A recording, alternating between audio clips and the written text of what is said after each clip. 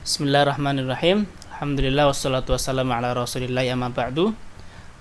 Insyaallah pada kesempatan yang mulia ini kita akan membahas tentang jinayat. Bab pertama yaitu tentang jinayat. Kita ambil poin terkait di dalam jinayat ada contoh yang bisa ataupun ada poin-poin yang bisa disampaikan, yaitu ada satu, materinya adalah pembunuhan, dua adalah penganiayaan, yang ketiga kisos, yang keempat adalah diyat, dan yang kelima adalah kafarah. Namun pada kesempatan yang mulia ini kita akan membahas poin yang pertama saja, yaitu adalah materi tentang pembunuhan. Oke.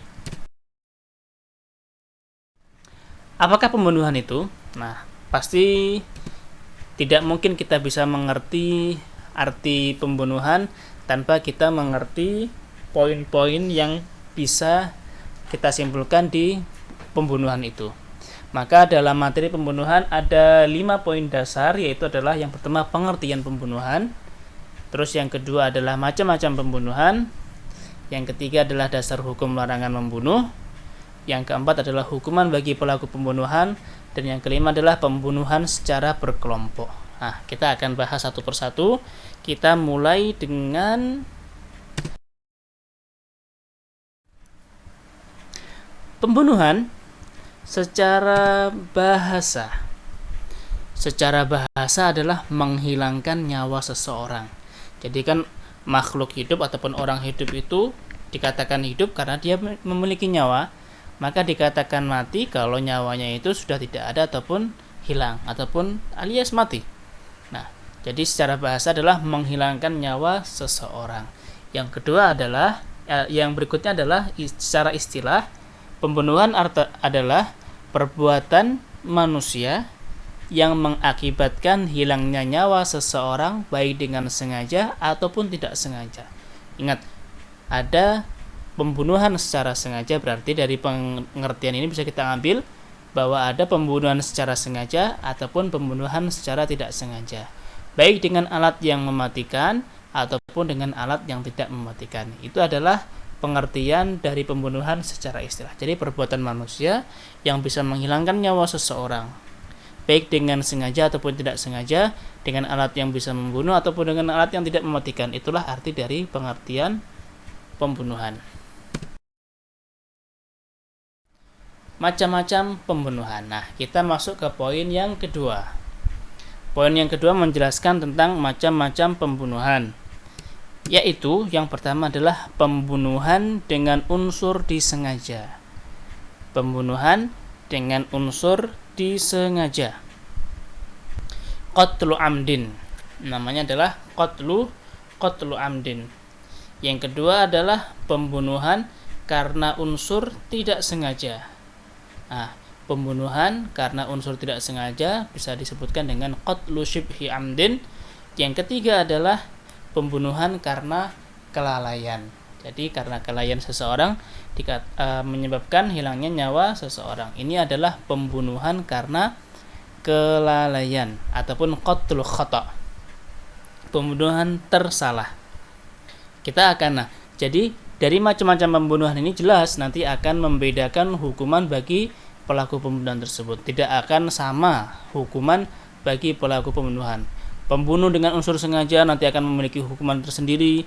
Pembunuhan karena unsur tidak sengaja akan memiliki hukuman tersendiri, dan pembunuhan juga akan karena kelalaian juga memiliki hukuman tersendiri. Kita masuk ke poin yang ketiga, yaitu adalah penjelasan tentang pembunuhan dengan unsur disengaja, yaitu adalah pembunuhan terencana dengan menggunakan alat atau cara-cara yang biasanya mematikan seseorang. Nah, ini dikatakan dia seorang pembunuh dengan sengaja ketika pelaku pembunuh sudah baligh dan korban terbunuh adalah orang baik-baik yang terjaga darahnya. Nah, dari sini bisa kita simpulkan pelaku pembunuhan yang belum baligh maka tidak bisa dikatakan dengan pelaku pembunuhan yang disengaja. Ataupun ketika korban yang terbunuh adalah orang fajir, orang fasik, ataupun yang disyariatkan diambil nyawanya oleh agama Islam, maka tidak dinyatakan sebagai pembunuhan dengan unsur disengaja. Contohnya adalah orang melakukan sebuah kejahatan.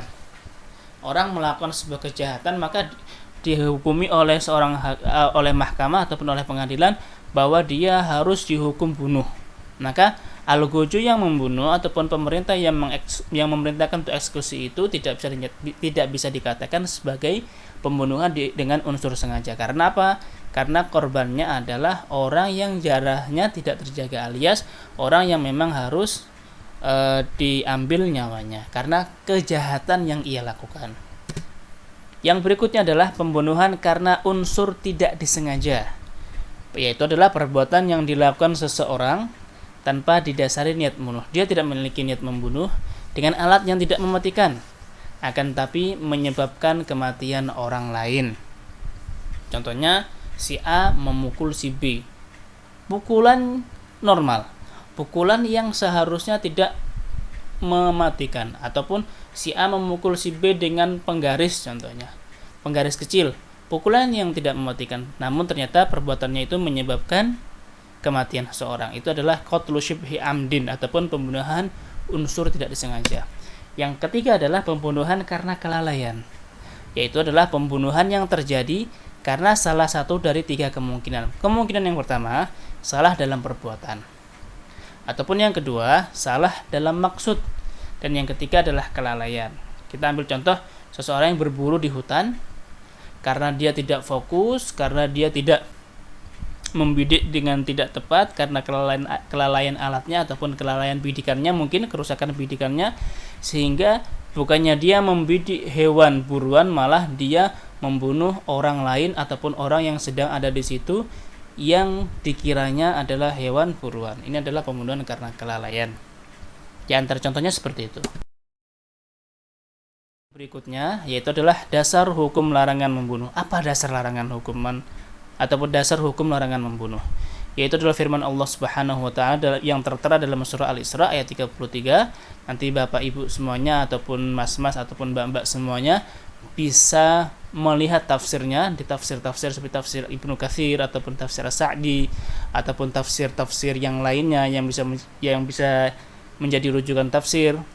Firman Allah Subhanahu wa taala, "Wala taqtulun nafsal lati harramallahu illa bil haqq." Dan janganlah kamu membunuh jiwa yang diharamkan oleh Allah Subhanahu wa taala, yaitu yang diharamkan Allah membunuhnya melainkan dengan suatu alasan yang benar. Jadi, ketika tidak ada alasan syar'i, tidak ada alasan syariat untuk membunuh seseorang, maka hukum dasar membunuh adalah haram dan tidak boleh dan tidak diperbolehkan oleh syariat Islam. Jadi, nanti penjelasannya bisa diperdalam lagi terkait surah Al-Isra ini di kitab-kitab tafsir yang ada di perpustakaan-perpustakaan ataupun yang ada di internet, bisa diakses oleh masing-masing yang ingin mengaksesnya. Poin berikutnya adalah hukuman bagi pelaku pembunuhan. Pelaku pembunuhan setidaknya telah melanggar 3 macam hak. Yang pertama adalah hak Allah, karena Allah menjamin agar makhluk hidup ini terjaga nyawanya. Berarti dia telah melanggar haknya Allah. Dan yang kedua adalah hak ahli waris, karena dia melanggar merenggut nyawa dari orang lain. Dan yang ketiga adalah hak orang yang terbunuh, karena orang yang terbunuh adalah orang yang memiliki hak untuk hidup. Ketika orang membunuhnya, maka ini adalah sebuah pelanggaran, yaitu adalah merampas haknya orang yang terbunuh tersebut. Diberikan kepada pembunuhan dengan sengaja, pelaku pembunuhan sengaja. Maka hukuman bagi pelaku pembunuhan dengan unsur sengaja adalah qisas, yaitu pelaku harus dibunuh. Seseorang membunuh dengan sengaja, maka dia harus dihukum dengan bunuh juga. Ini syariat Islam, adil. Membunuh maka dibunuh. Nah, namun jika keluarga korban memaafkan pelaku pembunuhan, maka hukumannya adalah membayar diyat mughalladzah ataupun denda berat yang diambilkan dari harta pembunuh dan dibayarkan secara tunai. Selain itu, pembunuh juga harus menunaikan kafarah. Diyat mughalladzah adalah denda yang diwajibkan oleh syariat Islam atas pelaku pembunuhan sengaja, yaitu membayar 100 ekor unta kepada korban pembunuh ataupun keluarga korban. dan uang untuk pembelian unta tersebut harus diambil dari harta pembunuh dan harus dibayarkan secara tunai. Diyatnya mughalladhah, dendanya berat. Yang berikutnya, pembunuhan tidak sengaja, yaitu pelaku pembunuhan tidak sengaja tidak diqisas, tidak boleh diqisas karena memang dia tidak memiliki unsur kesengajaan dalam membunuh. Ia dihukum dengan membayar diyat mughalladhah. Diyatnya sama mughalladhah, denda berat yang diambilkan dari harta keluarganya, namun perbedaannya adalah dapat dibayarkan secara bertahap selama 3 tahun kepada keluarga korban setiap tahunnya sepertiga. Ya, jadi tetap sama 100 ekor unta, namun pembayarannya bisa diangsur ataupun secara bertahap selama 3 tahun. Yang terakhir adalah pembunuhan karena lalai, qatlul khata', karena kelalaian. Hukuman bagi pembunuhan karena lalai adalah membayar diyat mukhaffafah ataupun denda ringan yang diambilkan dari harta keluarga pembunuh dan dapat dibayarkan secara bertahap selama 3 tahun kepada keluarga korban setiap tahunnya sepertiga. Sama dengan poin yang kedua, dibayarkan secara bertahap selama 3 tahun. Bisa dibayarkan secara bertahap selama 3 tahun. Dan sama-sama boleh diambilkan dari harta keluarga pelaku, tidak harus dari harta pelaku. Namun bedanya adalah yang pembunuhan karena lalai, diyatnya ataupun dendanya mukhaffafah, bukan mughalladhah, yaitu adalah jenis-jenis ontanya dibedakan dengan diyat mughalladhah. Jadi jenis-jenis onta yang umurnya sekian itu dibedakan antara diyat mukhaffafah dengan diyat mughalladhah. Nah, ini pembahasan diyat nanti akan ada pembahasannya di poin berikutnya. Yaitu adalah pembunuhan secara berkelompok. Ketika sekelompok orang secara bersama-sama membunuh seseorang, maka hukuman bagi mereka semuanya adalah qisas. 4 orang membunuh 1 orang dengan sengaja, maka 4-4-nya juga harus diqisas, yaitu adalah dihukum bunuh. Inilah syariat Islam. Hukum ini adalah hadis yang diriwayatkan oleh Imam Al-Bukhari dari Sa'id bin Musayyab anna Umar ibn Khattab radhiyallahu anhu qatala 5 aw 6 qatalu rajulan ghilatan bi mawdhi'in khalin wa qala law tamala'a alaihi ahlu Sun'a laqataltuhum bihi jami'a, rawahu Al-Bukhari. Artinya adalah dari Sa'id ibn Musayyab bahwa Umar ibn Khattab radhiyallahu ta'ala anhu telah menghukum bunuh 5 atau 6 orang yang telah membunuh seseorang laki-laki secara zalim dengan ditipu di tempat yang sunyi. 5 orang ataupun 6 orang membunuh 1 orang di tempat yang sunyi, dan si pelaku ataupun si korban si korban ditipu, akhirnya dibunuh di tempat yang sunyi.